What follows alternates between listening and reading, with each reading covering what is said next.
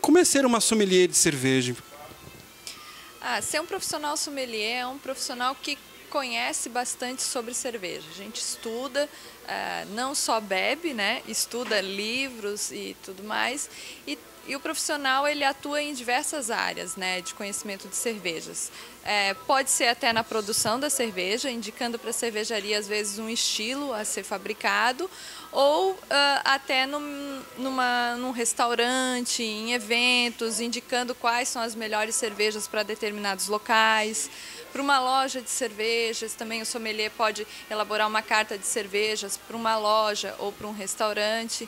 Então, é uma profissão que ela tem uma atuação não só na parte da esfera gastronomia, mas também na parte de vendas, na parte industrial, que o profissional pode atuar.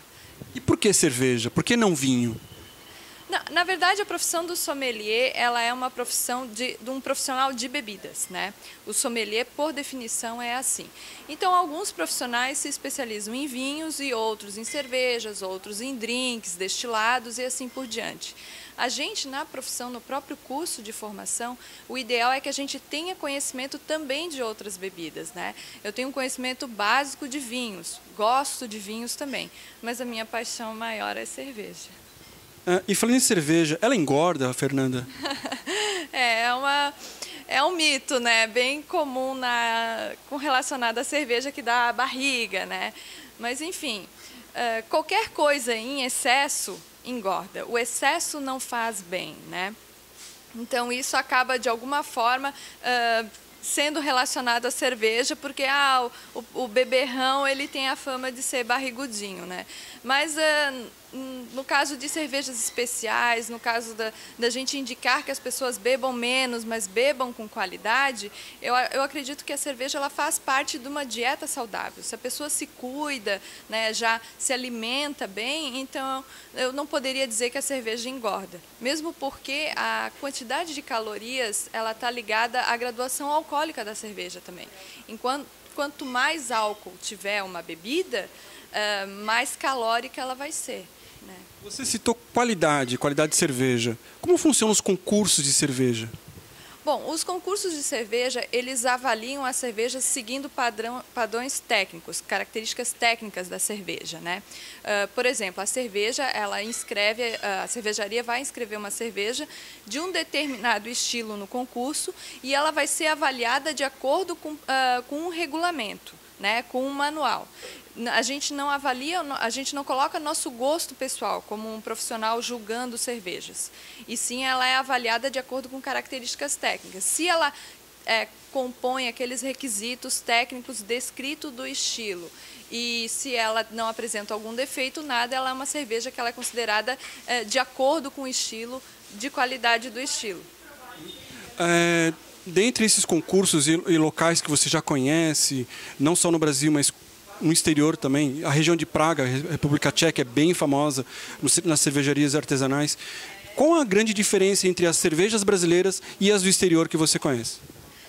Bom, a do exterior digamos assim, a Europa, né, foi o berço da cerveja, né, onde se desenvolveu toda a história da cerveja. Então, eles têm anos assim de tradição ligada à cerveja. Em alguns países, a cerveja é a bebida mais importante, como, por exemplo, na Bélgica, na Alemanha. Então, lá a cerveja é levado muito a sério. Observar essa tradição e viver essa cultura cervejeira nesses países é algo completamente diferente para nós, né?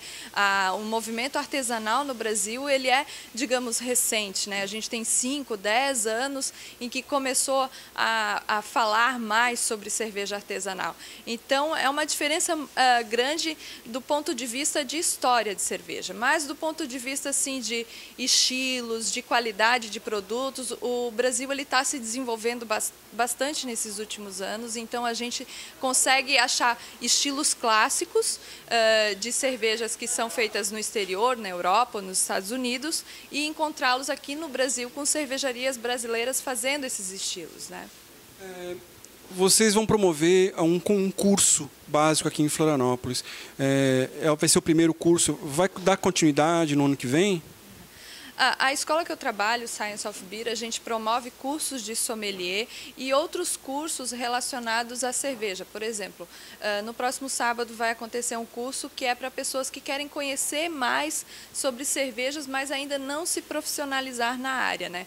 O Beer Talk, ele é um curso que a gente degusta estilos diversos, a gente conversa um pouco sobre a história da cerveja, sobre estilos, como que a cerveja é feita, né?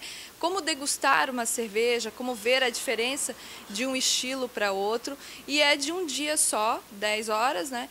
E ele é basicamente para a gente conhecer mais sobre o assunto.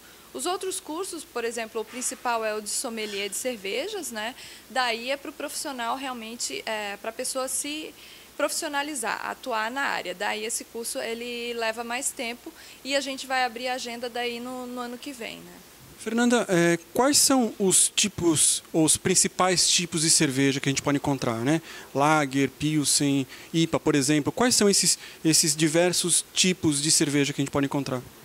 O mais popular é o que a gente chama do tipo Pilsen, né? Que é o mais conhecido das pessoas, o popular, né? Não é uma Pilsen característica, né? Mas é uma cerveja que derivou daquele estilo Pilsen e que todo mundo acaba conhecendo como Pilsen, né?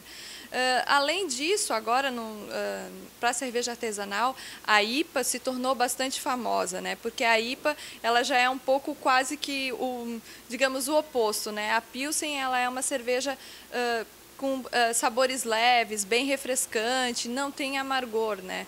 A IPA, por outro lado, não, ela já vem com aquela força maior do amargor da cerveja para romper essa barreira de que o amargor é o vilão, né?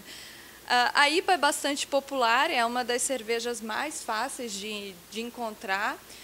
Além delas, tem cervejas do estilo belga, que também é bastante consumida no Brasil. Os brasileiros adoram cervejas belgas, daí tem cervejas mais claras, leves, como uma Witbier, por exemplo, que é uma cerveja bem refrescante, uma cerveja legal para ser consumida no verão, inclusive, né? Blonde Ale também é uma cerveja leve, clara, diferente das tradicionais Pilsen, né? Tem as cervejas de trigo também, que é altamente consumida no Brasil. Aliás, depois, o nosso movimento artesanal começou realmente com cervejas de trigo, né? Foram as primeiras cervejas importadas a chegarem no Brasil, então muitas pessoas começaram a se interessar mais por cervejas com as cervejas de trigo, né? E, além disso, tem uma infinidade de cervejas com frutas e o universo, são mais de 120 estilos, né? Então, tem muita coisa para conhecer. Cerveja e gastronomia dá resultado? Dá liga esse negócio de fazer bolo, fazer cupcake? Como é que funciona isso? Cerveja e gastronomia tem tudo a ver. Hoje a cerveja especial ela é considerada um produto gastronômico, né? E eu também cozinho com cerveja, então eu faço receitas com cerveja e é nessa que entra o bolo de cerveja. Eu coloco realmente cerveja na receita, né? E fica algo que as pessoas se surpreendem, porque não esperam que a cerveja esteja ligado com algo doce, né? Mas eu costumo dizer, com relação à gastronomia, que a cerveja ela vai para todos os tipos de refeição ou de eventos que você tiver. A cerveja ela entra num churrasco, na praia, ou até petiscos de bar, que é o que é mais famoso, ou até um jantar sofisticado, uma refeição sofisticada, uma sobremesa. Então, tem várias cervejas que combinam com sobremesas. A cerveja ela é muito diversa nesse ponto. A gente até, os sommeliers de cerveja fazem uma brincadeira, né? Com o pessoal do vinho, que diz que a cerveja tem muito mais possibilidades do que o próprio vinho, né? Então, associar a cerveja com gastronomia tem tudo a ver e fazer refeições, jantares harmonizados é algo excelente para não só para você que está provando um alimento diferente, mas como uma cerveja diferente também.